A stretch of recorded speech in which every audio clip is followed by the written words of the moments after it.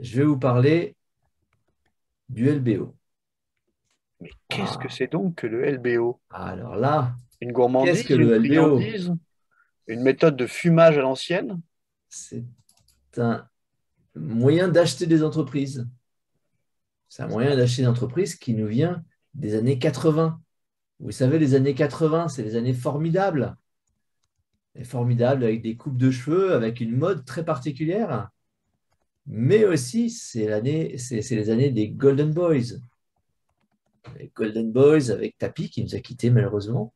Mais aussi le sculpteur italien qui avait fait cette superbe sculpture à Wall Street d'un taureau en train de charger. Je vous rappelle que le taureau, sur les marchés américains, les marchés qui sont en croissance, alors que l'ours, c'est les marchés qui, euh, qui hibernent. Et donc vous avez l'image de la bourse à l'époque, ça se passait comme ça, la bourse, maintenant c'est tout dématérialisé. Et toute cette finance moderne a fait naître un concept qui est toujours là, qui est le concept du LBO. Alors, qu'est-ce que c'est que le LBO? C'est un acronyme pour Leverage Buyout. Ça veut dire acheter une entreprise avec l'argent du banquier. Ouais, je vous le traduis en auvergnat. C'est tout bête. C'est tout bête. Alors, je vous propose de travailler ensemble sur un cas.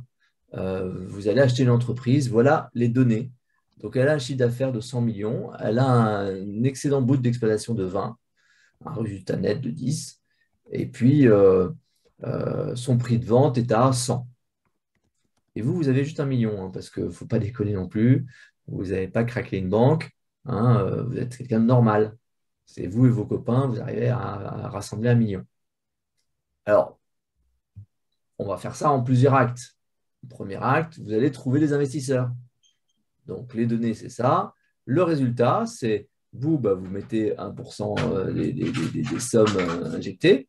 L'investisseur, il veut vous motiver. Hein, il veut dire, ah non, mais attends, je sais que tu vas faire beaucoup. Donc, je vais monter ce qu'on appelle un envie ratio. C'est-à-dire qu'entre ton argent et le mien, il va y avoir un rapport de 1 à 6. Donc, quand tu mets 1%, je vais te donner 6%. Quand tu mets 1 million, je fais comme si tu avais mis 6.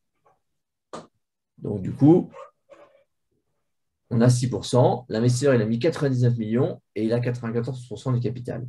C'est sympa. Bon. Acte 2, eh ben, on va aller chercher, on va aller dans la finance classique qui dit que on peut avoir un financement bancaire dans un ratio de 1 pour 1. Si vous mettez 100, le banquier met 100. Si vous mettez 50, le banquier met 50. Il met 50%.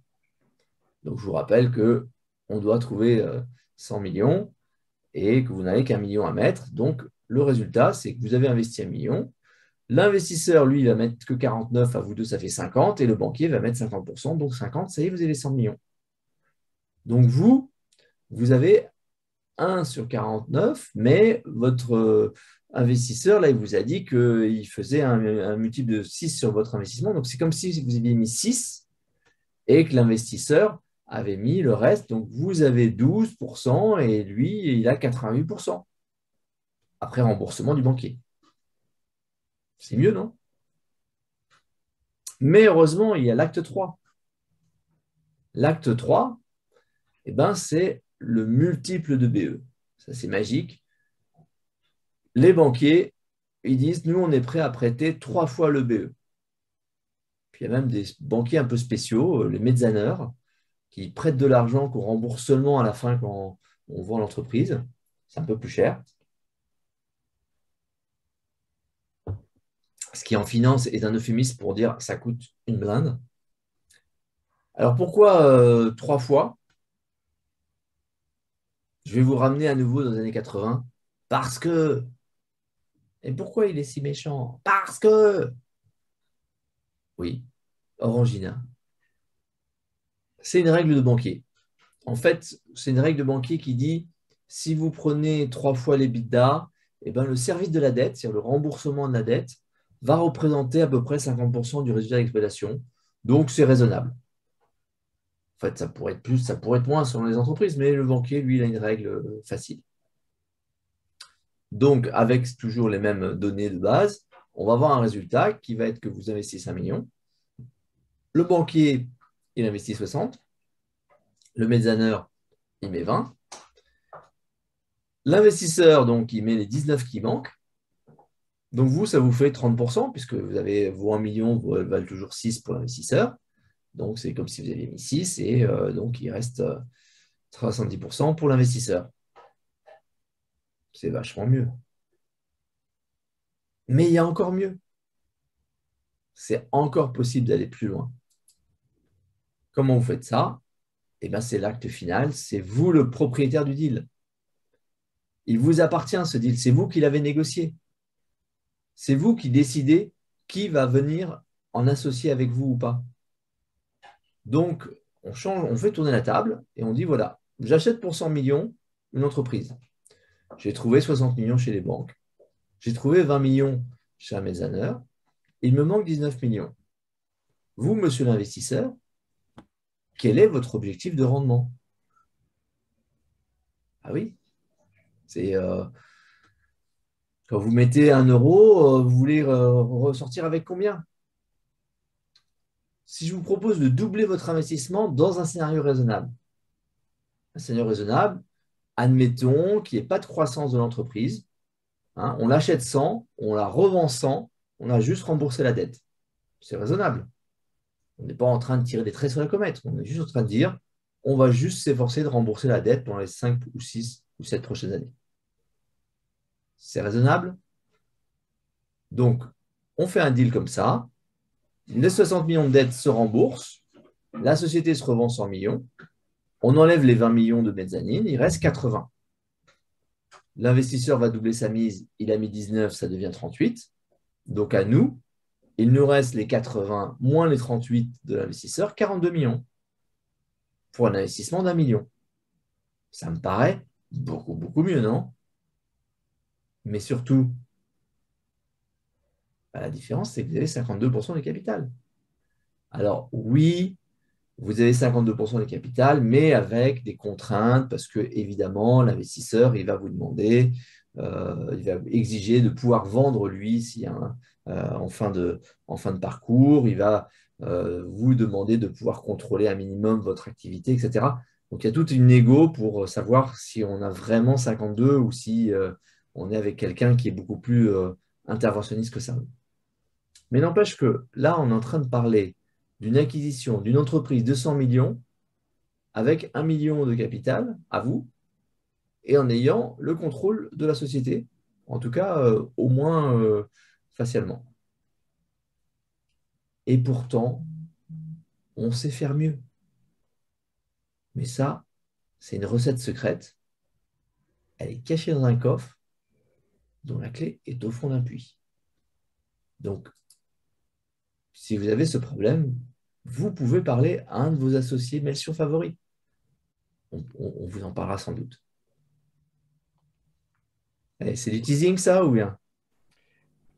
Merci Jean-Christophe pour cette plongée dans le monde de la finance et notamment pour cette plongée dans les racines de la finance. Il faut comprendre que les acteurs économiques ont des raisonnements qui viennent de quelque part.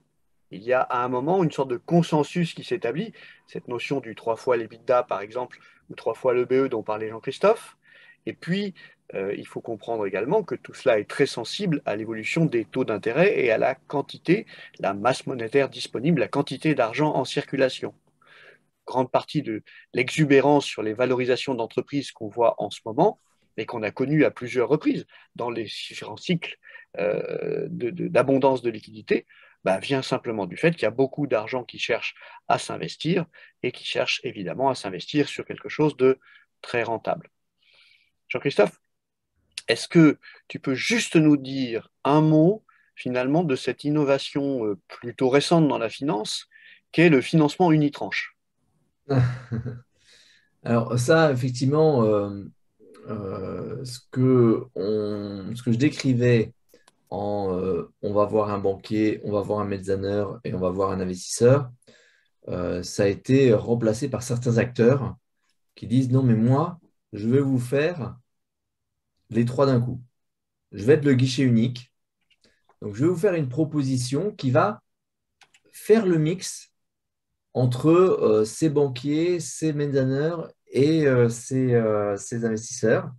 Et donc, en gros, il arrive directement à la dernière solution que je vous ai présentée.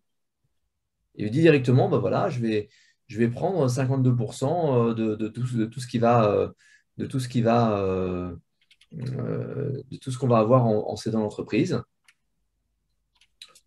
Sauf que je prendrai les 20 premiers millions et que je prendrai les 60 premiers millions en remboursement. Mais la boîte va me rembourser 60 millions, puis je prendrai les 20 millions qui restent, et puis le reste, on le partagera à 50, 52, 48. Donc en fait, il va proposer exactement le même deal que celui qu'on aurait eu avec un banquier, un mezzaneur et un investisseur. La différence, c'est que vous n'avez qu'une seule personne en face de vous qui, elle, derrière, va faire l'interface avec un banquier et un mezzaneur. Alors, c'est pratique. On peut se poser la question de est-ce que ce n'est pas mieux d'avoir la capacité de diviser pour mieux régner. Je vous ai parlé d'un investisseur, mais c'est peut-être mieux d'en avoir trois quand on est à 19 millions d'investissement. C'est peut-être bien d'avoir trois ou quatre, 5, 5, 5 et puis 4. C'est plus confort. Vous pouvez jouer les uns contre les autres. Vous pouvez avoir un d'entre eux qui a envie de rester quand les autres ont envie de partir, etc. Mais bon, il y a des conditions où il faut faire vite, il y a des conditions où c'est transitoire, et donc la sophistication de la finance peut vous être utile à vous aussi.